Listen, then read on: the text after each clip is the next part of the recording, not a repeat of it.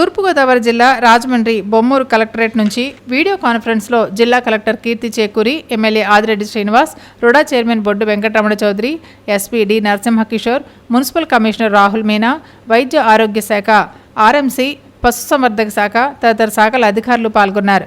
రాష్ట్ర ముఖ్యమంత్రి నారా చంద్రబాబు నాయుడు అమరావతి నుంచి తూర్పుగోదావరి, శ్రీకాకుళం జిల్లాల కలెక్టర్లు, ఎస్పీలు, ప్రజాప్రతినిధులతో కల్తీ పాలు, కలుషిత జలాల పరిస్థితిపై వీడియో కాన్ఫరెన్స్ నిర్వహించారు.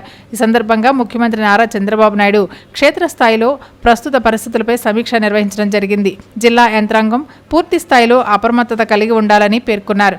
సమస్యలను మూలం నుంచే గుర్తించి ఎటువంటి ఉదాసీనతకు తావు లేకుండా భవిష్యత్ కార్యాచరణ ప్రణాళికలు సిద్ధం చేయాలని ఆదేశించారు. అందుకు అనుసరించి క్రియాశీలకంగా వ్యవహరించాల్సి ఉందన్నారు. డేటా విశ్లేషణకు సంబంధించి సేకరించిన సమాచారం సరైన విధంగా విశ్లేషించి సమస్య పరిష్కార మార్గాలను రూపొందించాలన్నారు. సిద్ధాంతాత్మకంగా కాకుండా ఆచరణ సాధ్యమయ్యే విధంగా ఫలితాల మీద దృష్టి పెట్టాలన్నారు. స్టాండర్డ్ ఆపరేషన్ ప్రొసీజర్ ప్రకారం క్షేత్రస్థాయిలో చర్యలు తీసుకోవాలని ముఖ్యమంత్రి స్పష్టం చేశారు.